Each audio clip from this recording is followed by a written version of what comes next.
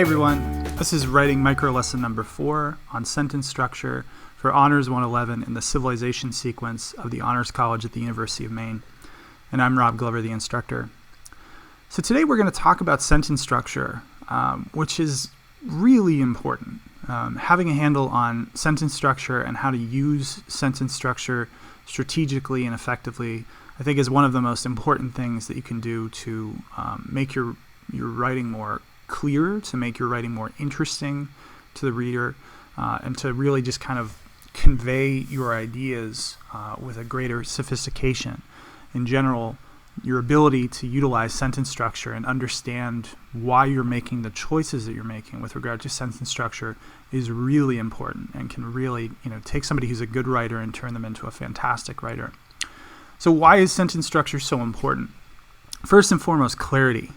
Sentence structure is going to impact how clear your points are, how clear the arguments that you're making are, and if you're integrating evidence or trying to support a thesis statement or a topic sentence, your ability to do so is in direct correlation to how effectively you use sentence structure. Sentence structure also provides variety. So you've probably read writing before that you're really interested in the topic and you can't understand why you're not more engaged in this thing that someone has written about it. And a lot of times that comes down to sentence structure. If there's no variation in the writing, if it's not engaging and interesting the way that the writer is constructing words, you can be the most passionate person in the world about the thing that you're reading about, but it's just not going to interest you.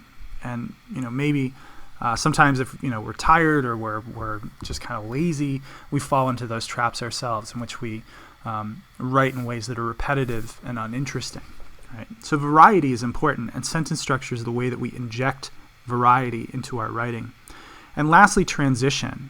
So if you think of your writing like a journey, you're taking somebody on a trip, right? An intellectual journey. You're going to be moving from one idea to another. You're going to be taking twists and turns, and that can be confusing, particularly if it's a complex argument or there's a lot of moving parts in what you're writing about. And the transition from one idea to another, the transition from a counterfactual to your main argument is really important. And sentence structure is what helps the reader make sense of that movement from one idea or one point to another. Without transition, if you just kind of full stop transition to a new idea without language and sentences to kind of cushion it and guide the reader, it can be really jarring and potentially even confusing or off-putting for your reader. So it's really important and plays a really important role in your writing. So we're going to talk about some different types of sentences, and these are things that you're no doubt familiar with, but you might not know the specific terminology for. So in order to talk about different types of sentences, we need to talk about something called clauses. A clause is just a group of words with a subject and a predicate. And we generally talk about independent clauses and dependent clauses. So an independent clause is going to contain both a subject and a verb, and it can actually serve as a standalone sentence. So the example I give you here is the man went to the store. Right?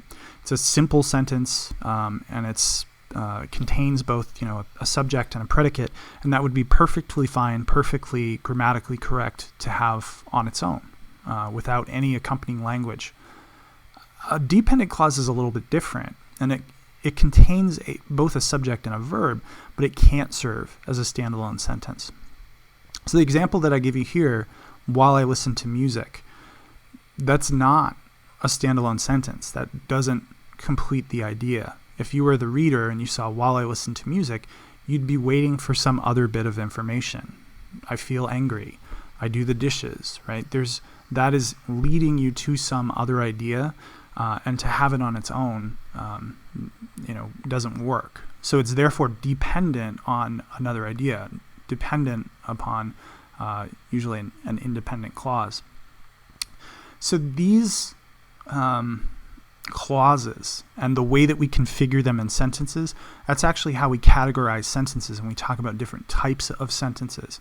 So it's important to know, what is an independent clause, what is a dependent clause.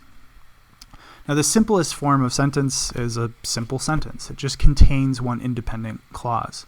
So the example would be, we went to the coffee shop, right? There's a subject, there's a verb, there's predicate, and it's conveying a very simple idea, right? That's a simple sentence. When we string together multiple independent clauses, at least two, but you could technically do this, for as many as you want, we call that a compound sentence. This is at least two independent clauses, and they're connected by either what we call a conjunction, right? So and, as, but, or a semicolon. And semicolons are an area in which sometimes folks at all levels of writing are confused about what exactly they're used for, right? But a semicolon, its actual grammatical function is just to stand in for a conjunction. So the examples that you have here, we went to the coffee shop and we found it was empty. That's two independent clauses connected by a coordinating conjunction, and so you've expressed two ideas in a single sentence, and they're related to one another, right? The second example, we went to the coffee shop, semicolon, we found it was empty. You've expressed the same idea. You've connected two related but independent clauses, but just instead of using a conjunction, you've used a semicolon. So these would be examples of compound sentences. And we have complex sentences, which are going to mix independent clauses and one or more dependent clauses. So an example would be, while we waited for our friends, we went to the coffee shop.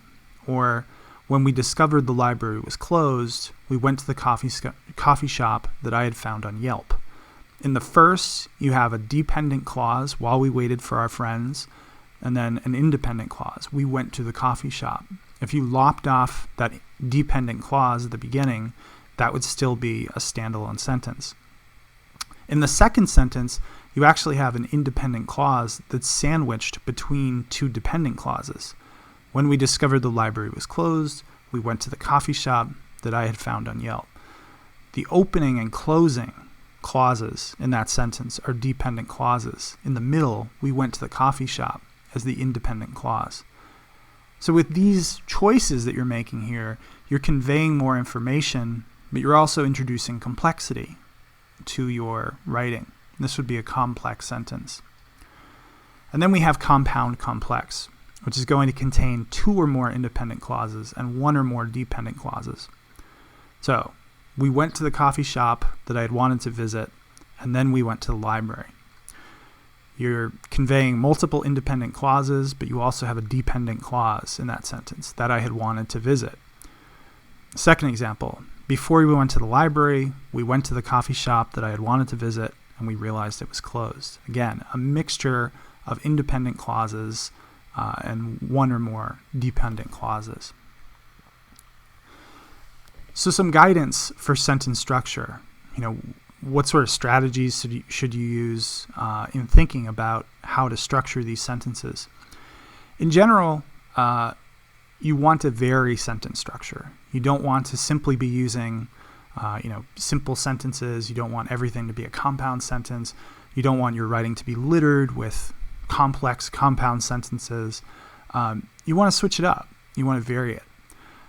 If you have information that you're trying to convey in a single sentence, right, and it's a lot of information, then you can use complex and compound structures.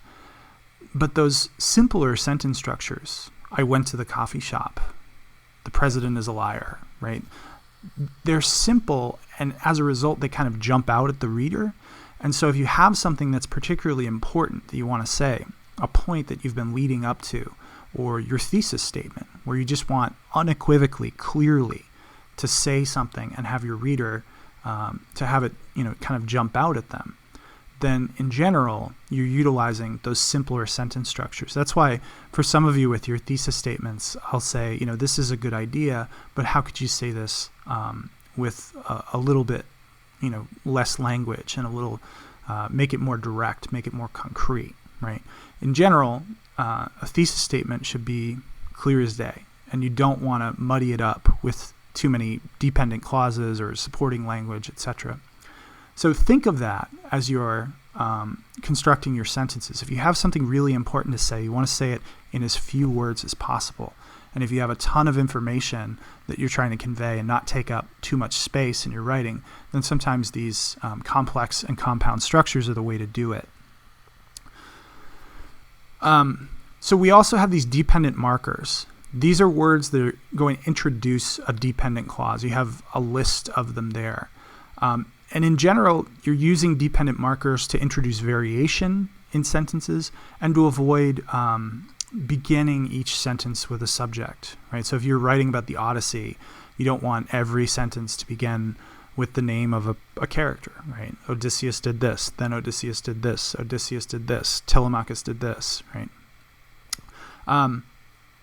So an example here, although many thought Odysseus was dead, Telemachus was willing to engage in a risky journey to find more information about his father's fate. So you've introduced some variation there. You could have just said, in separate sentences even, many thought Odysseus was dead. Telemachus was willing to engage in a risky journey to find more information about his father's fate. That's just more interesting, and you've linked together two disparate ideas: the perception that Odysseus was dead, and then Telemachus engaging in this risky journey. So dependent markers utilized for variation and also to switch up the beginning of your sentences to avoid over-reliance on a specific subject. Transitional words and phrases. So we have a variety of transitional words and phrases. This is not an exhaustive list, but transitional words and phrases are going to vary the rhythm of your sentences, and they also provide signposts for your reader. So if you're working through an argument or you're working through an idea, trying to explain something, you can use words like this so that your reader hopefully can follow along, right? They're still going to have to follow closely, but these words kind of guide them through. So these are words like accordingly, after all, also, although, but, right? So the example here, regardless of whether the suitors understood the risks, their abuse of the kingdom's hospitality would have dire consequences. So regardless, you're stating something and you're saying, despite this fact, in flying in the face of this lack of understanding, right, there was inevitable consequences that were going to come as a result of their actions. So you just, it makes for more interesting reading, and it's also a way to link together ideas in your writing. It's also important to use dynamic verbs, right? Sentence structure can really impact the richness of the verbs that you choose. So if you fall into, kind of habits or easy ways to convey information, then sometimes you end up with, verbs that aren't overly interesting. The one that I see overwhelmingly in students' work is over-reliance on the to-be verbs. These are verbs like is and was and are and were, and they are the dullest, most uninteresting verbs you can have in your writing. And in general, when I see them, I want to circle them and tell the student to think of different verbs. So the example here, the problem with Telemachus is that he is too young to assume a position of power and leadership. That's perfectly correct, right? It's not grammatically wrong. It's stylistically boring. You're using the word is, as opposed to a word that would convey a lot more, and as opposed to making this an active verb with more interesting subjects, right? So a dynamic alternative to that. Telemachus' youth fosters insecurity, leaving him reluctant to assume a position of power and leadership. You've cut out the is, you've cut out the to be verb, and now you're focusing on the youth of Telemachus, and that's become the subject of the sentence, right? And it's just far more interesting. But I see this construction, the blank with blank is blank, blank, blank. These, ideas connected by a to-be verb, that it's just uninteresting. And, one easy way that you can try to make your writing more dynamic and your sentence structure more interesting is to go through and look at all of the instances of to-be verbs that you've used, and are they absolutely necessary? Because what I find is that Students who rely upon the to be verbs end up with sentences that follow this exact structure, and it's not overly interesting and engaging for your reader. You also want to avoid repetition in verb choice. So sometimes, and we all do this, but we kind of get like a verb in our head and we use it, and we're writing quickly, and we're trying to convey ideas, get them out of our head. And we find that we've used a verb, 6-7 times in a couple paragraphs. So another easy way that you can, go through your writing and try to guard against this is, if you're typing something, do Control F. And if it seems like a particular verb is coming up a lot as you read over, see how many times you've used it and see what types of verbs that you could use to replace it. So that's an easy one to fix. And in general, you should be proofreading things before you turn them in. And that's one of the things to focus on. It's just how inventive am I being with my language? Okay, so dynamic verbs are important.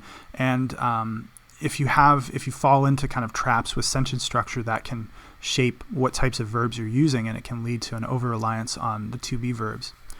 The other thing that you might have seen reference to quite a bit, and folks might have kind of pointed out in earlier writing of yours that you are using passive voice, right?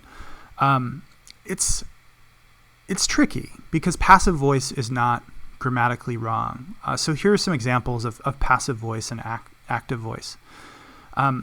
So passive voice, for instance, would be saying, "It has been argued that," right? "It was found that." Whereas active voice would say, the lecturer argued, "We found that."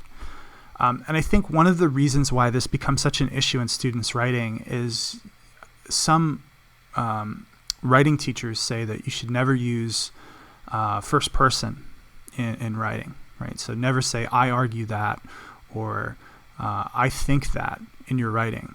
And instead, you end up with these bizarre constructions like, "It is the argument of this paper that," and it's just bad. It's bad advice, and unlearn it. And as somebody who writes for a living, everybody uses first person, right?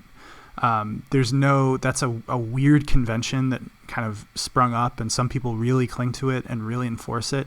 Obviously, check with your professors and see if it's okay with them. But I think you'll find the vast majority of your professors prefer the natural use of first person as opposed to these tortured constructions that people come up with to make it seem like their writing is just falling from the sky, that there's not human agency behind it. I really don't understand it. But passive voice creeps in other places too.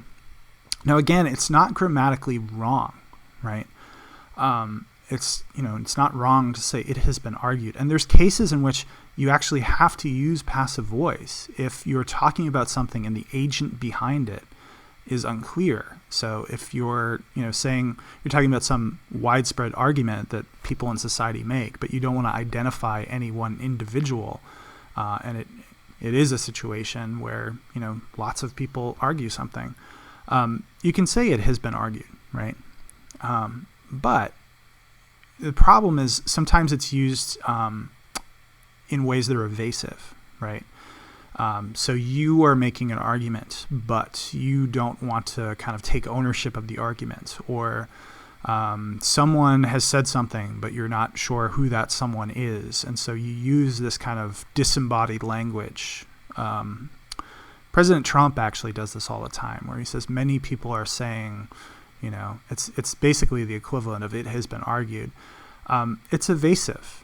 Who is saying, right? And if there is an actor that you can kind of identify that is responsible for an action or responsible for a statement, you should do so.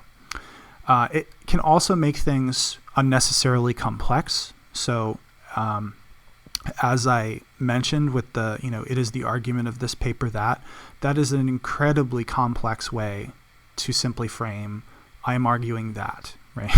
Those two statements are equivalent. One is providing less information and it's kind of evasive, and it is also incredibly complex and difficult to untangle. Whereas if you're more direct and use active voice, you're going to have clearer writing, and the reader is going to be able to understand what you're saying more easily. So wherever possible, try to utilize active voice. I personally don't care if you use first person in your writing. I think that's fine. And I think most of your college professors are probably okay with it too. And just try to avoid passive voice unless you have a very good reason for utilizing passive voice. Unless there is a clear, identifiable reason to use the passive voice, try not to do so.